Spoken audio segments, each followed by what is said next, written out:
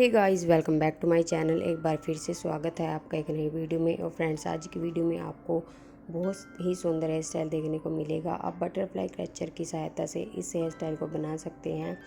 अगर आप butterfly clutcher की सहायता से और भी बन डिज़ाइन देखना चाहते हैं तो मेरे चैनल पर आपको बहुत सारी वीडियोस देखने को मिलेंगी।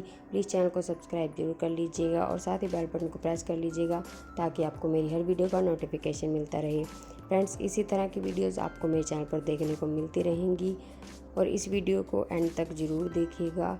बहुत ही क्यूट सा हेयर स्टाइल आपके साथ आज शेयर किया गया है। मिलते हैं नेक्स्ट वीडियो में। Thank you so much for watching.